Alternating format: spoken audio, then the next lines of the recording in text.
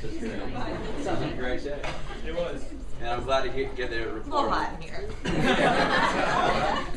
All right. Our next guest, I've told you all about him, so I'm not going to start. I'll let him tell you about himself. Please welcome Mr. Matt Hickey.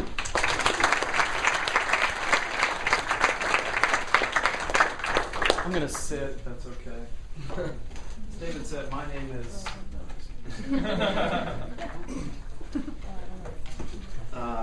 It's been a long time since I've been anywhere near school, so if I appear a little nervous, I'm sorry. David asked me to come speak to you guys about what I do, and I guess you've had people who come in and talk to you about what they do in the music business. And I'm an agent, booking agent. You guys, I know people like, you're supposed to know what that is, but do you really know what that, do you know what that is? Do you know who I work for? Like, who do I work for? No, but like, but know who I work for, the company, but like, who do I work for at the end of the day? Who is my employer? Who do I work for? For who? The artist, right? You know, like, and so I represent the artist, you know, and that's something to know that, like, I sell the talent to the promoters who buy the talent from us. You know, just, this is where my assistant went to UT, and I think it took her a little while when she got into our office to kind of figure out exactly, she kind of knew what an agent did, but, and then kind of, we had to kind of go through it again, and then it's like, you know, when the offers come in, you bring them to us, and then, you know, we go through it, discuss. So David was saying, you guys are juniors and seniors, is that right? Anybody younger than that, or just all juniors? How many people really want to legitimately get a job in the music business, hopefully out of school in this room? Like, how many people want to be lawyers? There you go. How many people want to be managers or work at a digital music company or a record company? Or has anybody put out a record on a label of their own yet, whether it be a digital single or a 7-inch or anything? Has anybody in the room here put out any recorded music? As you have? Yeah. You've released something on your own, like as a label? That's great. Okay, cool. I'm just trying to get a lay of the land of. I started doing this in 1991, so I don't want to like date myself too much, but I've seen the music business change a lot. I'm just going to like give you like a brief path of how I got doing this. I think it's a lot different than a lot of people that work in the music business now. I learned from the streets, kind of. I went to college for 2 years. I no longer felt what I wanted to. They didn't have anything like this when I was in school. You know, there wasn't a music business program, and I think that could be a good and a bad thing. You know, you can learn things that I kind of had to learn by doing them. You guys can kind of learn the skeleton or the blueprint of what that is. But I haven't really ever learned anything in the music business except by doing it and having the experience of actually having it go down, you know, whether it be good or bad. And I think that's where you kind of learn your lessons. But I left college after my second year, and I started working for a small club, hanging up posters on my bike to promote shows. I thought I wanted to be a promoter, you know. I started working for some guys at the Vic Theater in Chicago. It's a great 1,400 capacity theater. It's still there in Chicago. And Walter and Tommy Klein gave me a office in the basement of the Vic Theater, and they paid my phone bill. And they said, "We'll pay your phone bill." And back then, you didn't have an email address. You know, you needed a phone.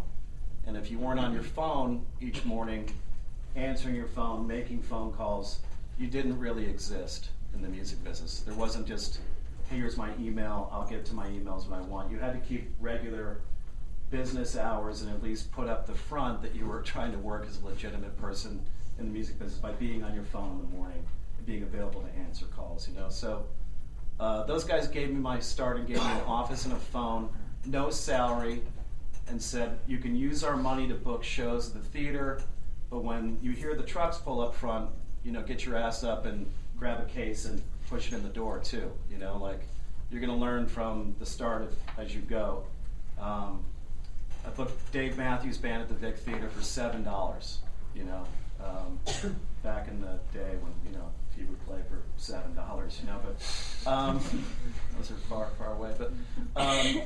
But I thought that was an interesting way to start, and it was an interesting way to try to tell my parents what I was doing, that I was going to work in a business to where no one would pay me any money.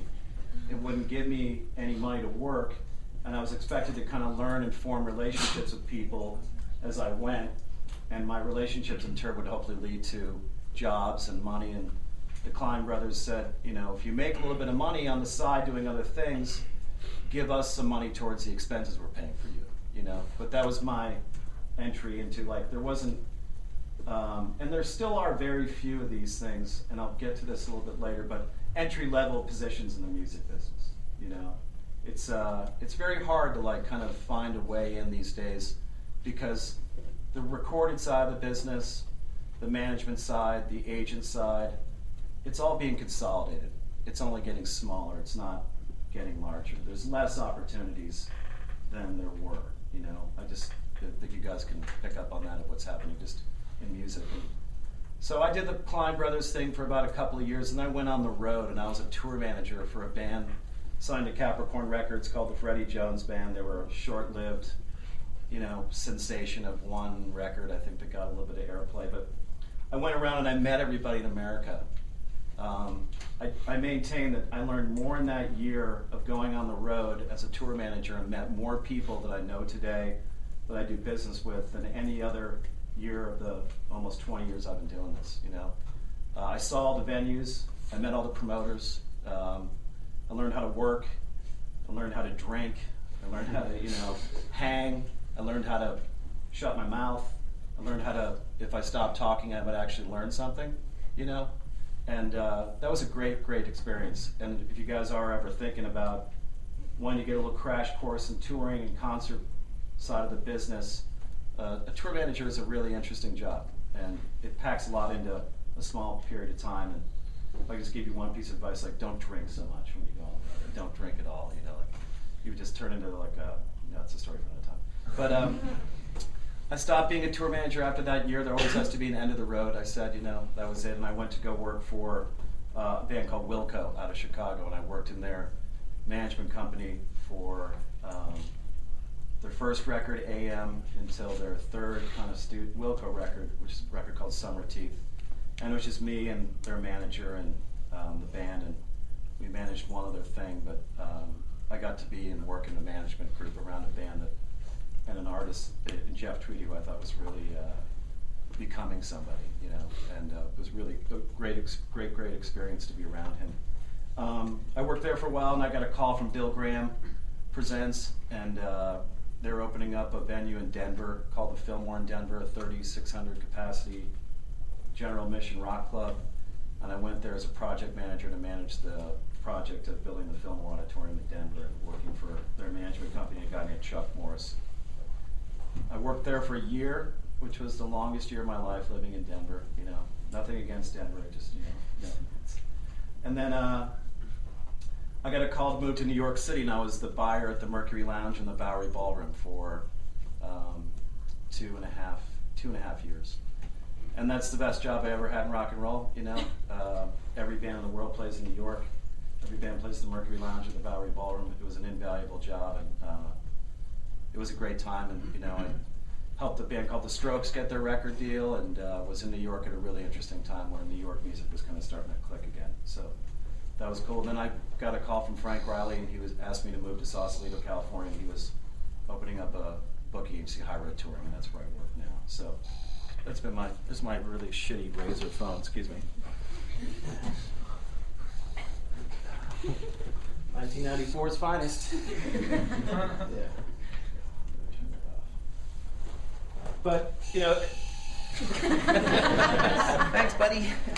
But as you can see, I had a weird path. I moved around a lot. I pursued my jobs. I wasn't living in a lot of places for a long time, but I figured out after doing this for, when I was living in Denver, when I moved to New York, that I kind of am my job, and my relationships that I have with people, that's kind of like my place and my job in the music business, I've been a manager, I've been a promoter, I've been a tour manager, I'm an agent now, but an agent which is kind of a logical thing from all the things I had done in the music business, to where like I decided that I liked the concert side of the business. I liked working with promoters. I liked the live experience. I liked working with artists. I knew that I didn't want to be a manager, because that's like, there's two ways to get fabulously rich in the music business, You can put out records, or you can be a manager, And those are the two things that if you have the stomach or the salt for either one of them, you can get a really strike it rich, But they're also some of the most nerve-wracking, difficult, hard jobs in the music business. Like you really have to know you want to be a manager or do that. So I guess I want to talk about the next thing here. Like I hope I'm not like boring anybody.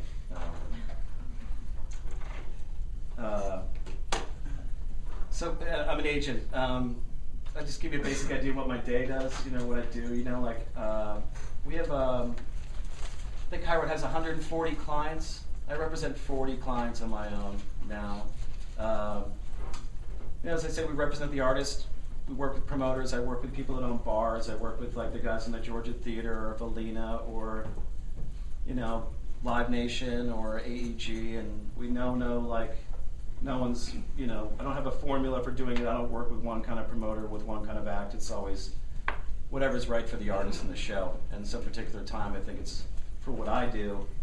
If an artist is at a particular time in their career in that market, you want to play the right building, And I've learned from being an agent that even 10 years ago when I started doing it, there was probably a quarter of the amount of bands that are on the road now. Like, I'll tell a story about Coachella. You guys know Coachella, the festival? Mm-hmm. I went in to meet Paul Tillett and trying to pitch him some ideas for Coachella in 2011. And he said, I got 890 submissions for Coachella this year. And these are 890 real submissions that I have to acknowledge because they come from agents that I do legitimate business with. They've helped me grow my company Golden Voice, and it's helped me grow this festival, Coachella. I have 130 slots available at Coachella. 30 of them are DJ and electronic, so that's 100. 5 are rock and Espanol, because he always has 5 bands from Mexico City play the festival. So there's 95 slots for 890 bands that want to get onto a festival in America to play Coachella. So to say that it's become competitive is, a huge, huge understatement. It's almost gotten to be, for when I was started doing this, there's maybe about a quarter of the amount of bands that are out there trying to tour. And now, unfortunately, with, the way recorded music has happened and the way kind of sync license have kind of dried up or been a quarter of what they are, everyone's taking to the road to tour, So when I used to be able to have to plan a tour, I could think 3 months ahead of time and begin to kind of plot out what we were going to do from upon the release of a record through the album cycle. I now have to plan about 6 or 8 months in advance to try to just get the available dates that I need and the venues that I need on the right nights of the week. Like, I don't want to be playing the Fillmore in San Francisco on a Monday. I want to be playing the Fillmore in San Francisco on a Friday or Saturday night, because those are the nights that people are more likely to go out and, But what the planning was and how competitive it's getting a little ridiculous, out there. I don't think it's going to get to be more because somehow somebody came up with this rule that if you get above a 7.1 on Pitchfork, you're supposed to go headline, And I don't really know, David knows, and I think working around people like Wilco, and it takes a really long time to develop as a live band, It takes a really long time to build an audience. There's a lot of things now with the internet that are coming that are burning really fast and really bright, and when they're out, And then you try to go back, you try to tour again, and you grew too quickly, or you had some kind of false growth because of the internet, and to sustain that growth is difficult because you never really had a chance to put a good live band together, to grow an audience kind of 1, 2, 3, 4. It's kind of like 1, 5 now. And the step in between where you're establishing the foundation of your fan base is really, really important. I think a lot of people are kind of missing those steps, unfortunately, in what they're doing. You've seen a consolidation in agencies. 10 years ago there were Kevin French, who does the Decemberists and the National. He had a company of his own. There's a guy named Dave Kaplan that represents the White Stripes and the Black Keys. he had a company of his own called Easy Action Industries. You know, like some of this is actually fun. You know, now, you know, there's CAA, right? William Morris, another big one. A company called Billions, which has become to just kind of gather small agents that have a roster of 15 to 20 acts and say, come over to our company, we'll issue all your paperwork, we'll do all this. You can kind of be stronger together than apart. And there's the Windish agency, Tom Windish. They represent 490 bands, almost 500 bands. Like, there are bands that haven't even played a show yet, and they're the agents for them. You know? Like, somebody on a blog can write, this thing is really happening, it's going to totally blow up, and it's signed. It's almost like you get an agent now before you get a record deal. You know? Before you put out a record or a couple of records. Like, I remember, you know, hearing about this band REM, you know, coming out of Athens, and they were clicking onto college radio, and it would take a long time for them to get around to your town or where you were to see them play, and by that time there was enough of this that people would go see them now. Now, like, you're on the internet, you're there one day, and there you are, you know. So there's been a real consolidation of these kind of independent type agents and bands that will all just kind of band together in these large kind of just collection of independent music to where we're growing these companies that have 400 or 500 clients, you know. So it'll be interesting to see what we saw the business shake out this summer. You know, like people got tired of, you know, imagine this, paying $100 to go see the Doobie Brothers in Chicago in an amphitheater and pay $12 for beers. You know, I can't believe they fucking got sick of doing that, you know, like, it sounds like such a great time, doesn't it? You know, like, driving somewhere out, you know, and, like, buying a $12 beer, you know, and, you know, worried about getting a DUI, you know, the whole way home, and, you know, like, so that kind of shook out, and people, you saw the business soften, you know, like, they were doing half the amount of people they did this summer, the 2 summers before. I think there's only going to be so many Best Coasts or, you know, Black Kids or, you know, the next little Arcade Fire, where people are going to have the money to support, you know, what you guys see even in this town, you know, like, there'll be 10 shows that will come to town in a month, you know? Who has the money to go to all those things? And, like, when are people going to begin to kind of, like, say, these things are credible and worth touring, a couple of these things should get together, and you have to begin to create, like, in a market like Portland, or I live in Austin, Texas, you know, there's only a certain amount of kids are going to go out and see those shows, you know? And I think there's going to be there's becoming such a glut in the market that I think you're going to see a real shakeout of what's happening. So something to think about, you know, if you're getting in and thinking about being a manager or thinking about being a promoter, and just the sheer volume of music that's coming out right now is definitely something I think that I never thought I'd see it, you know? A day where there'd actually be, like, my wife grew up in Austin, and she was getting ready to leave, you know, like, she grew up there, and you want to leave your hometown, you just want to go try somewhere else. And she's like, oh, then this new bar would open, you know, and a new restaurant. And then I met someone, you know, that said, like, they just moved to Austin, you know, and my wife went, like, why did you move to Austin? You know, like, why would you, you know, being at the school or something like that. And people are flooding into these towns, and these, you know, I have bands that do better in Austin than they do in Philadelphia or DC, you know. I mean, these music pockets and towns. And so when you're thinking about going off and getting a job or an entry-level thing, think about markets like that too, and opportunities in places that maybe you don't think there is opportunity, to where they really are building a market. You know, like Asheville, North Carolina, you know, has become a market. You know, like Austin, Portland has become this booming, like, independent music market. You know, like Milwaukee, you know, is becoming like this guy Gary Witt at the Pabst Theater in Turner Hall is becoming this guy that just has his finger on the town. You know, can get people to come out to shows. You know, it's amazing. So I guess, you know, like, that's kind of like the basis of, like, you know, me being an agent, and then, you know, the people we got to work with as an agent. There's, you know, really 2 people. We have to work with managers. You know, some bands have managers. You guys understand, like, what the relationship between a manager and a agent. If the artist does have a manager, I have to work with the manager to get everything approved, and he handles the band's money, you know, and tells me, You know, I represent the drive-by truckers who live here. I'll call their manager up and say, for us to be on the road costs this amount of money a week. And we need to hit this amount of bread for us to be able to pay our bills and go out on the road. But you also have these managers now that are, it used to be like there was singular people doing singular bands, like Paul McGuinness with U2, Peter Grant with Led Zeppelin, John Paluska with Fish, this guy Corin Capshaw, you know, who did the Dave Matthews Band. There was these singular kind of guys, Elliot Roberts and Neil Young, you know, like.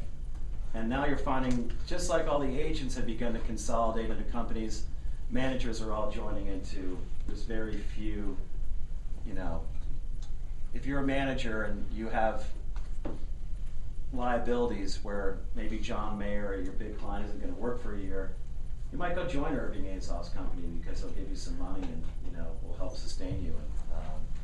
But the managers are consolidating now too, so it's been interesting to see. It's very weird. Like, I think Tony Margarita, the guy I work for now, maybe a handful of others, are guys that do one thing. They manage one. Like, Tony manages Wilco. That's all he does, you know. I think he tried to manage Spoon, and it just didn't work because he didn't know how to do anything else, you know.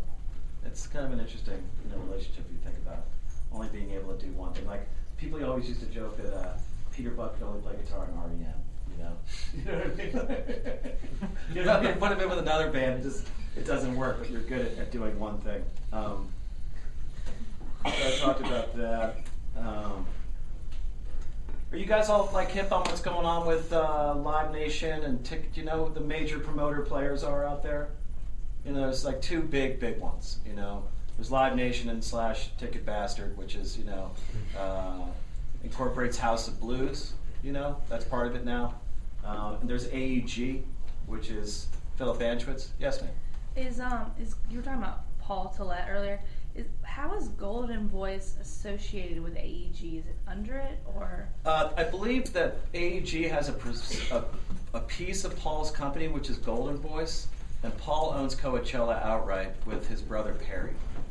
Okay. So AEG's involvement in Paul's is, I believe they have a percentage stake in his company. I think that he used some money when AEG bought into him to help fund a very bad Coachella loss he took one year. I see. Yeah. So, I mean, so if I was happening to try and apply for Golden Voice, or for Coachella, would you apply for Golden Voice or AEG? Well, there's only one company. It's Golden Voice. Okay. Yeah. So if you want to work for AEG, then you can go like be a production assistant on the Bon Jovi World Tour, you know, or something like that. You know, that's kind of what they do. But a different company. This guy named John Meglin runs AEG Concerts West, and Paul Tillett runs solely runs Golden Voice in LA. Okay. But yeah, the AEG is kind of a place where people that have been, like my peers that are promoter guys, that are smart, that didn't want to join Live Nation, have wound up at AEG. AEG kind of like lets you do what you want to do as an individual, and as a promoter, you don't have to have a building. You know, if like my friend Don Strasberg, who started the Fox Theater in Boulder, I think he's probably one of the best street talent buyers in America. He had 34 shows at Red Rocks last summer, and he had 32 of them sell out.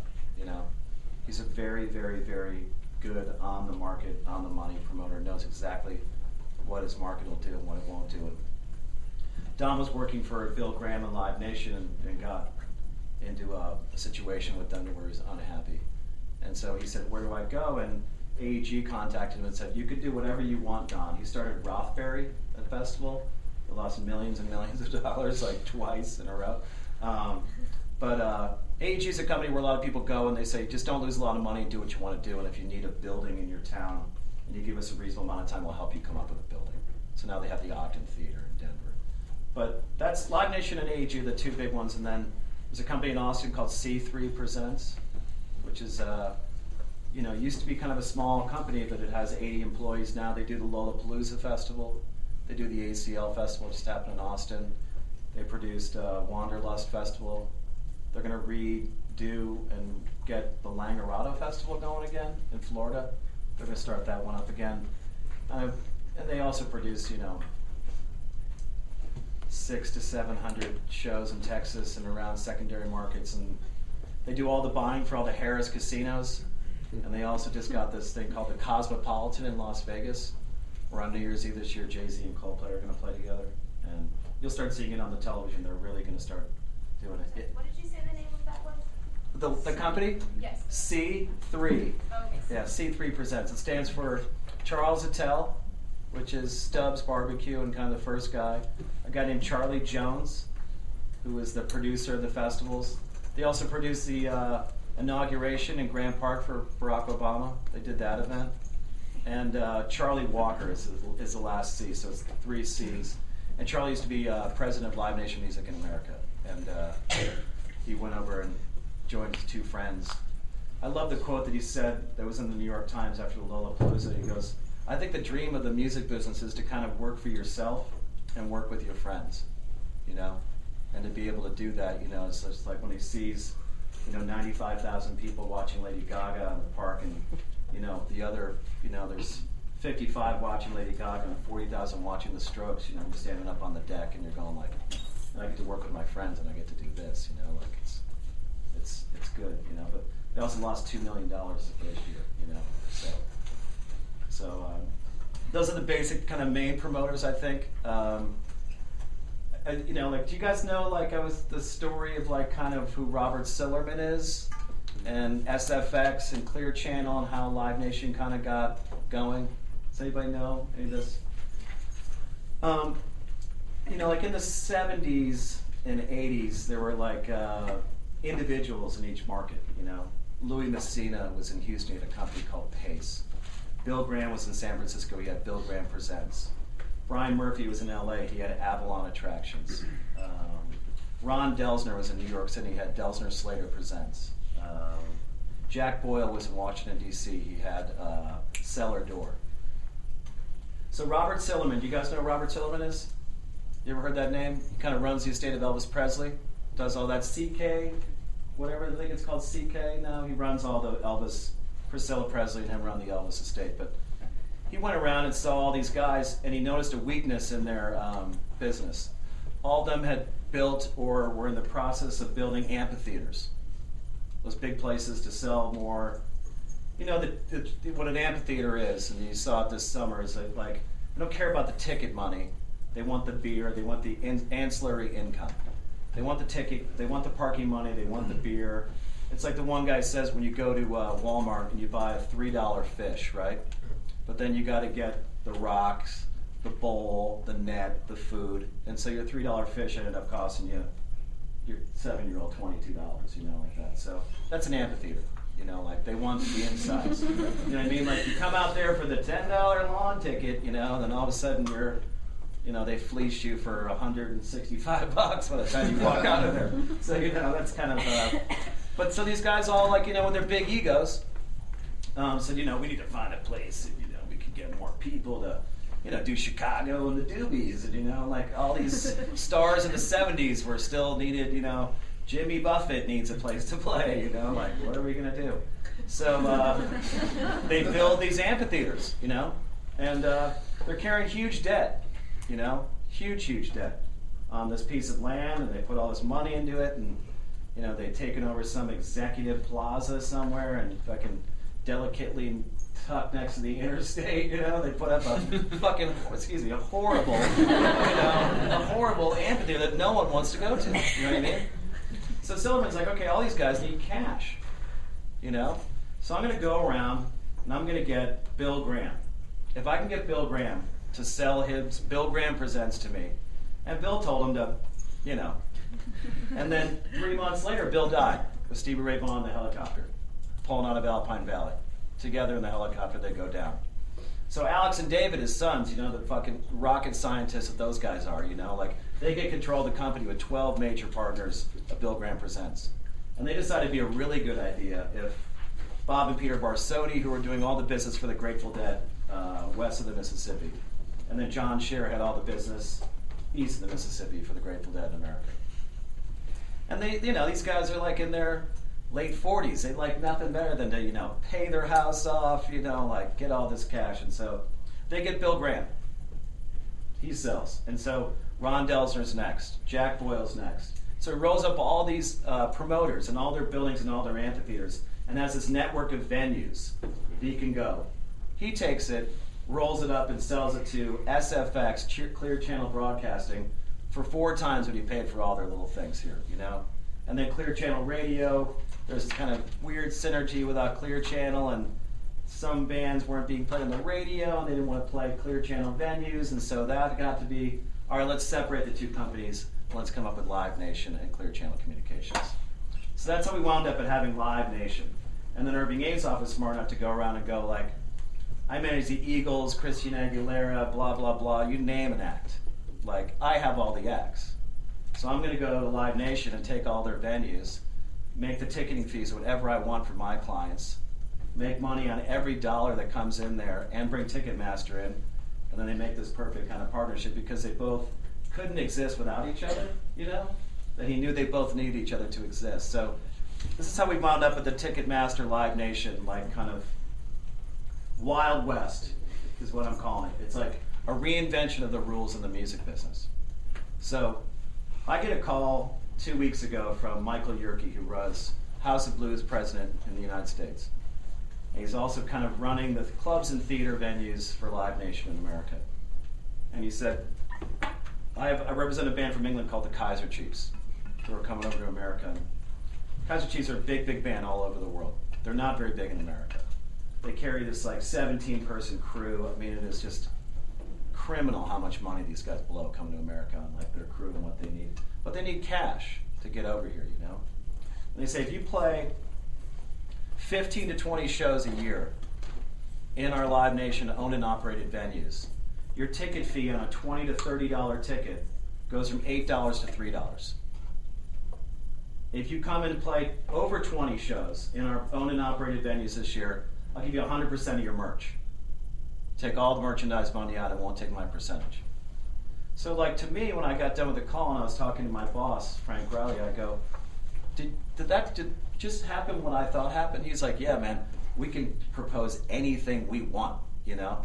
And as long as they'll play in the venues, their owned and operated venues, they're willing to deal. So it's kind of coming back around this weird full circle to where like, you can kind of go to them and say, well, I can use you as a bank, or I can do this. And at the end of the day, Jeff Gordon, who works for Live Nation in Philly, Michael Bailey, who works for them in San Francisco, some of the guys down in D.C., some like Wilson Howard in North Carolina, the guys in Florida, I'm going to sell them shows anyway. So if we can go through this whole thing and get a better deal, they're going like, you're going to play our venues anyway, but we're willing to make some deals with you about like using our own and operated venues some more, which I don't know if you guys know how like extraordinary that is, but you know, it's just, it's amazing this call that we got and what they're doing. So that's kind of the lay of the land of what's going on out there. It also gives room, when those guys are doing that, like Live Nation in New York, you have a company called Bowery Presents, who have the Mercury Lounge, the Bowery Ballroom, Webster Hall, Terminal 5. They just did Phoenix at Madison Square Garden last night. Williamsburg. Music Hall of Williamsburg, which is booked by the illustrious Josh Moore, Athens GA alum. They're eating those Live Nation guys lunch for them every day. I mean, they're just handing it to them because they're an independent company. And they can be nimble, and they can work as they want to work. They can pursue acts that they think have a future. They're not like, hey, we're buying the whole Shinedown tour in America or the whole Godsmack tour. You know, get to work on it. You know, like, great. You know, like that's what I really want to do. I want to work on the Godsmack tour. You know what I mean? Like, so, you know, it's interesting to see like this lay of the land, and now these independent guys are coming. And remember, whenever there's like this shakeout at the really big, higher level, it creates opportunity in the marketplace for independents to come up and be stronger, you know? Because in some way, the Live Nation has been shaking us down for so hard for years on these ticket fees and these merch fees and this stuff, and now they're going like, hey man, whatever you want to do, you know? Like, let's do some business together. We're like, I knew these guys were, you know, not my guys. You know, of course I'm going to go with the independent in this market. It only makes them shine brighter, you know? So I would say as independent promoters, you have kind of C3, which is still independently owned. Bowery Presents. There's a great company out of Chicago called Jam Productions. These two guys, Jerry Michelson and Artie Grant, still own it. They're really, really cool guys. They're amazing promoters. They still run Chicago, But, those are opportunities and things, too, to think about, There's two sides to work, but also I think it still has the Live Nation and House of Blues things could really use good new people with some clue coming in, where you have like this generation of people that are going to be checking out of this biz, and they're going to be getting rid of some people. And there are, I think you'll see Live Nation within the next month or two fire hundreds of people. They just will, and they're going to cut it back down to the bone, and they're going to look to rebuild their company with young people, I think, or at least someone that has a desire to work in the promoter side of things. I think the people that have been around, that the independents are kind of finding every which way to get the shows they want to get around them. They're going to go, how much longer can I really do this with this person? So that's a little bit of an opportunity there to think about. I was just I lost my train of thought there. I'm so nervous. How long has Jam Productions been around? God. That's a phenomenally successful thing that has. I mean, they were a stat when I was I'm holding this gun in my hand. Way back. They were already totally established, but totally cool, and their own thing. Yeah, I don't know. It's so hard to tell how old Jerry is, because he's still wears those purple Jordache jeans, and he gets his hair blown out every day, before he comes to work. He's so 80s. Yeah, no, I mean I think they did that Disco Demolition show. Do you remember that? It was 78. 78, around that. I think. Do you guys know about the Disco Demolition show? Yes. Where disco sucks, Steve Dahl, where he just put it down. He put a bunch of disco records in the middle of this thing and blew it up on the middle of the field at Comiskey Park. Disco Demolition. Yeah. Yeah, Jam's been around for a long time. But I guess I don't know how much more time I have. We're here till 4:45. We can open the floor to questions if anybody's got it. Man, just getting this right for the next class. If you got a second. Let me just finish one thing. I just want to go through and just talk about before I forget to do this. And it took me a long time to figure this out, and it took my parents even a longer time to figure this out. This is a business, The one thing that I can say that I've seen, and I've known a lot of people since I've been doing this since, early 90s to now. And there's a handful of people that are still around that I work with that are my peers that have kind of gone a path I had this little, I was booking shows in a club, and then I got to work with this promoter, and then I was the promoter, and then I did this, and, I've had a path. But the people that I work with here, that I'm still in with, they are the hardest working dudes I know and girls I know. They just are, and like my wife, when she hires people to work on the festivals, she says we can spot a new person, like a shining star like that, because they work harder than anybody else does there. They shut the fuck up. You know what I mean? They're cool to be around, but they're up for doing anything, and creating an entry level position in the music business is, half of it is can you work really hard, and maybe that's 80% of it, but the other 20% is can you hang out with people? Can you be part of the fabric of where sometimes you have to be? And so I just can't stress enough that the people that do this and do it well, like any other job, and it is a job, it wasn't. I think my parents thought for a long time I was just out at bars, scouring around looking for bands and stuff like that. No, I'd have to be up in the morning, on my phone and doing it, but I at least put up appearances, whether or not however I was feeling that morning, to be on my phone, and to be available and to put up somewhat of a professional hours in what I'm doing, and that's, to this day, I still maintain that the music business is about your relationships with people. I can have a contract with someone on a show, and, he can just say, you know what, man, here's the contract. It's my relationship with that person that it's going to go right, and, that's what's on the line all the time, your relationships with people. and not to think that keeping up or networking with people isn't important. I mean, it is, you know, like when I was coming up, I used to have like collect cards, you know, and I'd put them in those like little like things where you flip through, you know, like it was so ridiculous, you know, but I mean, I've kept up with some people and have maintained relationships with people for almost 20 years that I still have, but the relationships that I worked on my relationship with those people, like those are the people I work with now. Those are my friends, and you know, if you're willing to like work really hard and be aware of yourself, you know, like that's the other thing too. I had a couple of assistants, you know, before this girl that I'm working with now, and I think they came from the generation where like everybody got a ribbon, you know, like what you think is really important, you know, all that stuff. And it is to a certain level. It is, you know. But it's like when you're coming up, you know, it's not because you don't know anything. The only way you can learn anything by doing this is doing it, you know? And you're gonna make mistakes, you are. If you don't ask questions and you make mistakes, you're just a fool, you know? If you don't, because there's no reason that you should know, you know? There isn't. You haven't done any of this stuff, you know? And so people that come up like, yeah, I know what that is, blah, blah, and then just like, all right, well, there you go. You could have just asked, you know, and learn and be aware of yourself, you know, and around other people. And a work ethic trumps everything, you know? The hardest worker are the people that I think do the best in this business. So, you know, that's kind of my spiel, I guess, you know? I got nothing else. We got some questions? Yeah. Go for it, man. You were talking earlier, so I cut you off, yeah.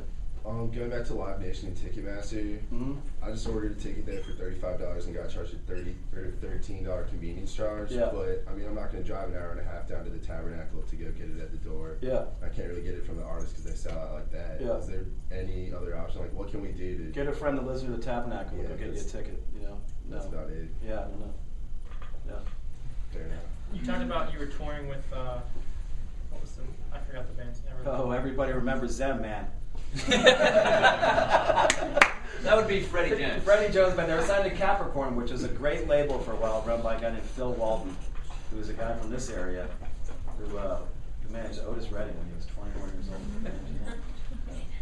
Well, you said they weren't like long lasting, but like you said, it is where you learned the most, maybe. Yeah. Your most compact. Like, Yeah. how successful or unsuccessful do you think like a band you would tour with has to, like?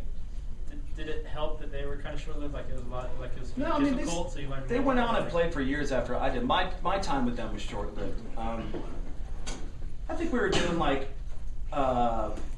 clubs, and then we were doing large clubs. So like kind of 500 to 1,000 capacity. It was fun to see something react and have people show up like, oh my God, man, you know, we did 200 last time, we did 800 this time, and that was cool. But once I'd been around everywhere and met a lot of the promoters and seen the rooms and met all these, back then you could meet people at radio stations, like the band would go on the radio stations and play on the air, you know, and stuff like that. So you meet all these radio people, and labels used to have these crazy things called regional reps, you know? Like the record company would actually have a guy that would meet you in the city and take you out to dinner and like take you to the radio station, and like he was your guy in the Midwest, you know, like, and that's way gone, you know, because they knocked that down with a bomb. But I got to meet a lot of people, and it was a great experience to be around, and it was great to be around an artist and learn how to kind of represent them in some way, and learn that like your actions did mean something, and it made me more aware of myself than anything I'd done at that time, you know. Why did you choose to do that? Like, did you like their music? Did you like the band? Or Yeah, I liked them a bit, and I also wanted to take a step in my career, you know? I wanted to learn something else, you know? Like, I didn't want to be the guy with, like, the big belly and the laminates, you know? Like, standing out in front of the club, like, you know, come on in, you know? That wasn't what I wanted to do. I mean, I knew that I could, you know, I'd like to know more about different venues. I'd heard of these venues. I heard of these promoters. I wanted to go, and, like, you know, I'd say it's Mike Quinn here at Monkey in Portland, you know, and I'd meet Mike, you know, and like some people I met going around on that year tour, you know, like I still do business with them, you know, and say like, hey, when I got off the way and I was working for Wilco, I'd be like, I met you, dude, I met you when you were out with them, and like it's just another connection, you know, so guess you call it networking or yeah. You talked about how like you would always jump around in different jobs and stuff like that, and that there were people that you dealt with that would like stay with people like Wilco and stuff. Yeah. Is there a time you considered like settling down with anybody or like just? Oh, I did, man. Yeah, it's right here. I mean, What we're talking about, you know? Like, yeah, I am settled down. And you've done High Road for seriously. Yeah, 10 this is years. coming on in May. This will be 10 years at High Road Touring. Yeah. So I think I'm there for a while. You know, it depends. You know, like, but I have a question for you, Yeah. which I should know the answer to because I know both you and the other party in this question. But so Frank decides to leave Monterey Peninsula Artists and start High Road Touring. yeah, You at the time were in your New York job, yeah. and you were promoting shows. I was booking all the shows at the Mercury Lounge and the Bowery Ballroom. And is the input? How did the connection come where Frank said, "Matt, let's do this thing in California"? I was lucky because Frank kind of like the guy I work for now is a guy named Frank Riley. He's a famous agent.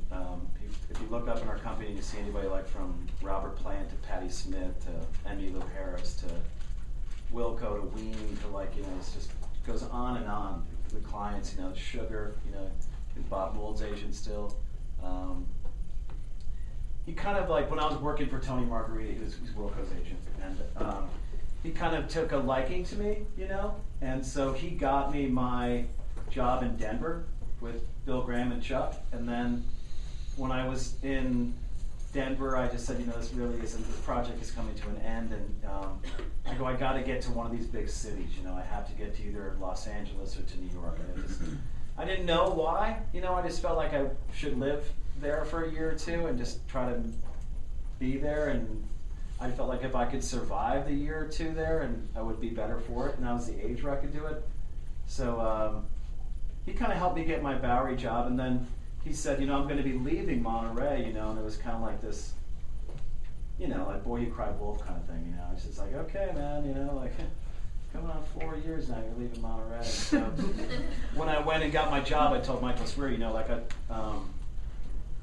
and that was the thing too, like I just knew like I didn't want to be booking the Mercury Lounge and the Bowery Ballroom for 10 years.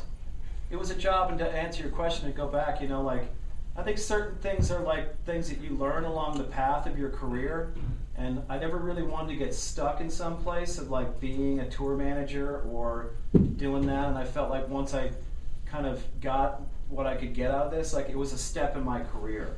You know, I tried not to go back, I tried to go forward, you know.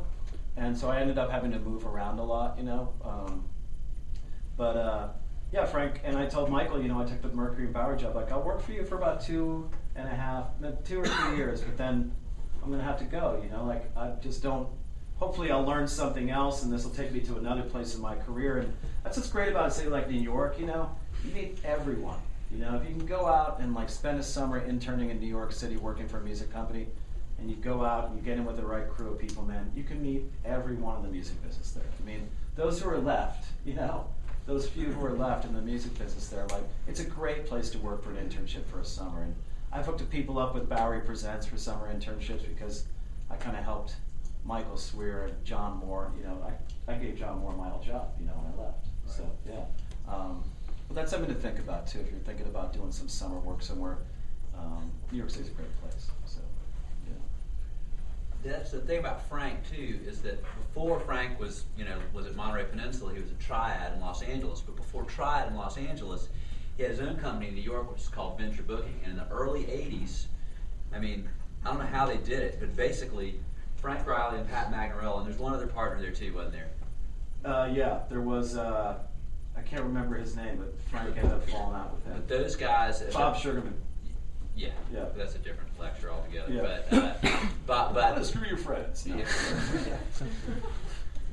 One day I'll tell you guys about my meeting with Bob Sugarman when I was about your age. But anyway, but Frank and Pat, they had in the East Coast. It seemed to me at the time when I was coming up in bands, they virtually had the market cornered. If you were a cool college rock band, that's what they were called. With a drug problem. Yeah, and some other ones too.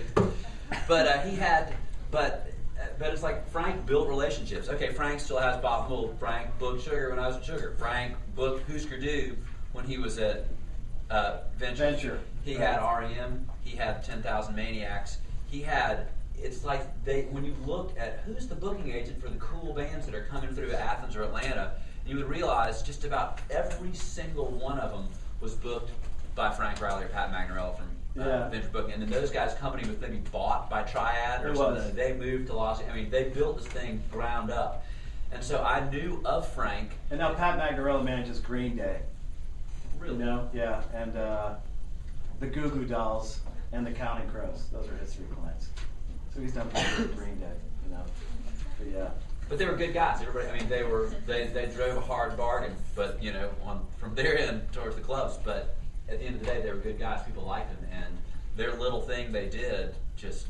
You know, the one thing Frank also taught me about music, like working in this, you know, and like your relationships with people, and I get into this a lot, where people go like, "Oh, you're a real hard ass," you know, blah blah blah. I go, you know, it's not about me and you.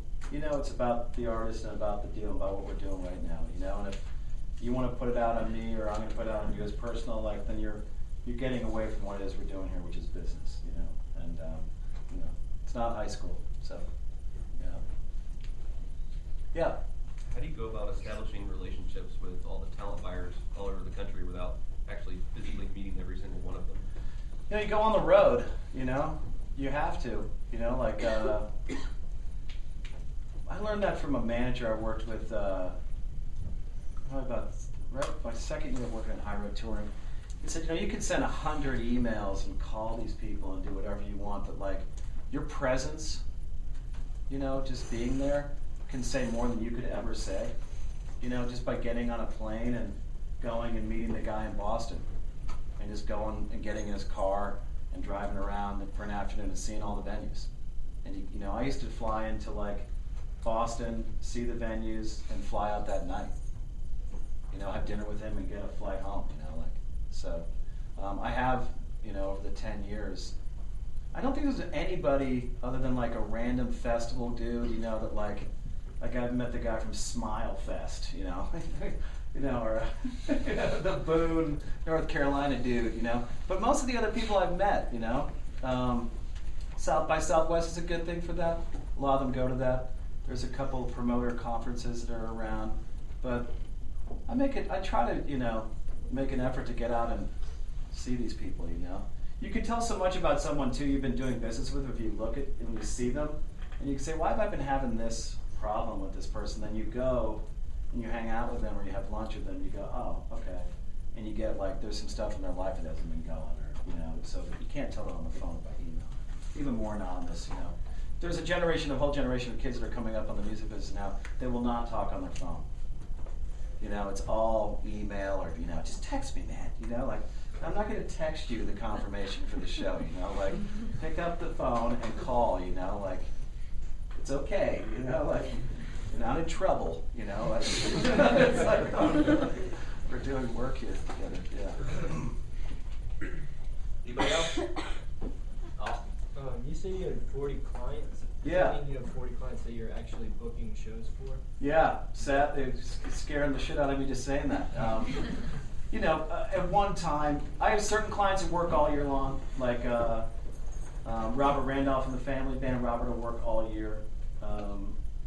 The Truckers will work a lot. You know, they support the band and everyone in it by touring. You know. Broken Social Scene has turned into a band that works a lot. And then I have bands like from England like Block Party and Kaiser Chiefs and the Cribs. And they'll come over and work during a certain set amount of times. And not all of them are usually working at one time. But last year I had the busiest year I've ever had, about 1,250 shows. That was the busiest year I've had. This year will be about 900, 1,000. That's usually about between 800 and 900. But last year it was kind of a blur, but you know, that's over now. You know. Yeah. Does anybody who wants to work like in the concert side of things? Like, interesting. Yeah. Like, what do you want to do? Like, if you had interest and stuff like that. Well, my internship is with a booking agency. It is? I like doing all that stuff. Which one? Nibble Slick. In town. In town. Cool. They got any good bands?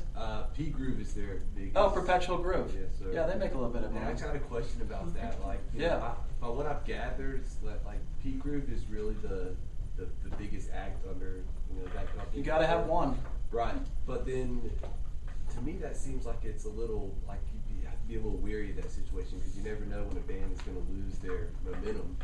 Yeah. So it's like, how do you go about, whether you want to follow being a company that has one main breadwinner or maybe a lot of smaller breadwinners? Or,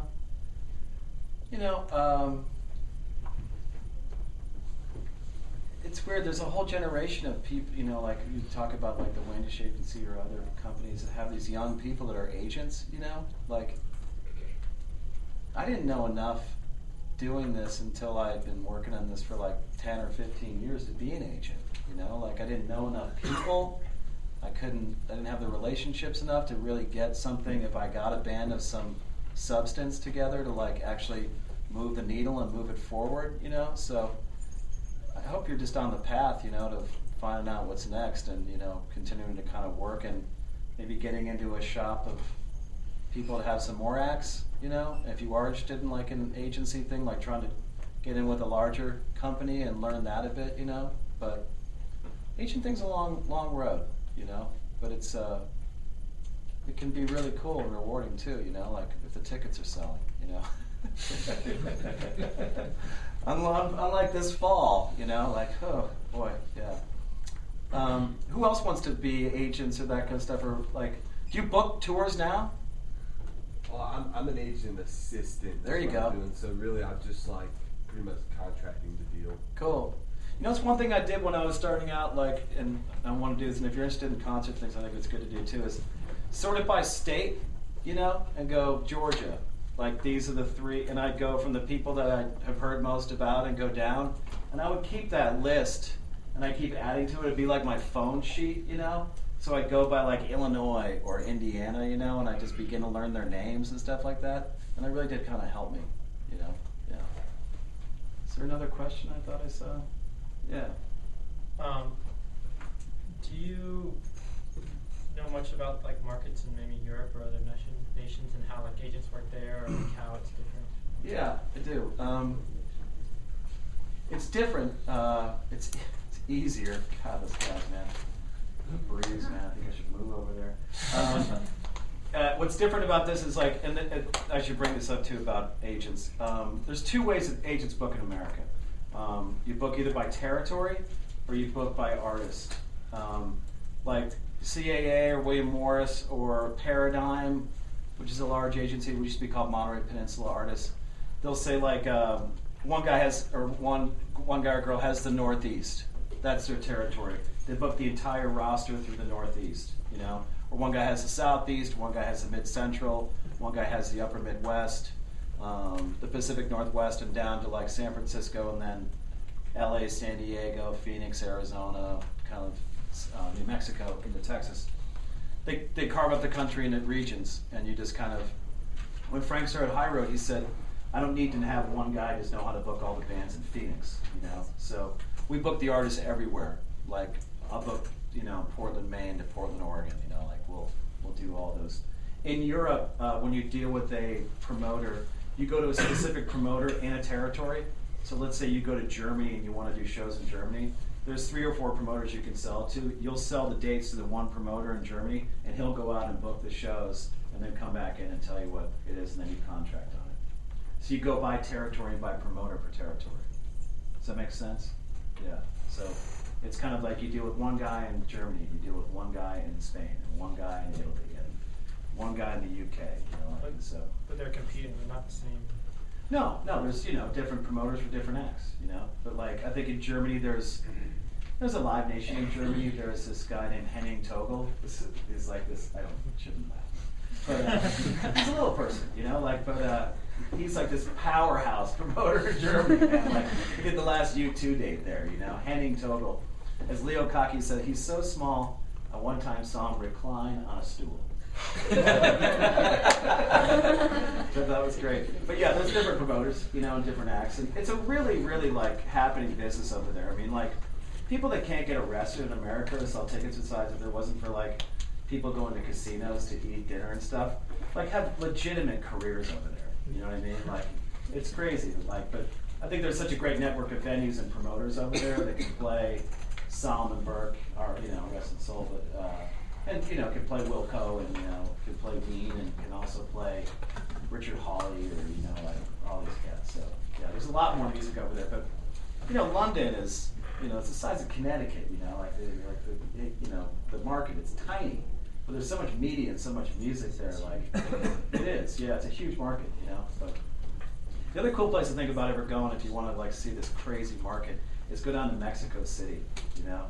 Like 28 million people, and we had they have the El Foro Sol there this last weekend, and this band Los Fabulosos Cadillacs. They did 5 nights at El Foro Sol, 65,000 a night. They sold 340,000 tickets for Los Fabulosos Cadillacs. He's like, when Radiohead comes here, it is just a small part of our business. You're like, wow, man, that's nothing, man. Like what I can roll here on a Mexican act. So. All right, we got about a minute to go here, so. Hey, if you guys, anybody wants to send me an email, I'm matt@highroadtouring.com. And I promise to write you back. This might take me a little while to get back to you. All right, but if you have a question or something like that, send me an email. I'll be glad to answer it.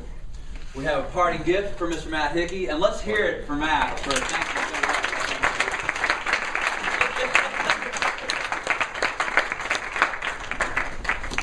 much. We'll see you tomorrow night. If we don't see you tomorrow night, we'll see you Tuesday. No, we'll see you tomorrow night. We'll see you tomorrow night. Thank you.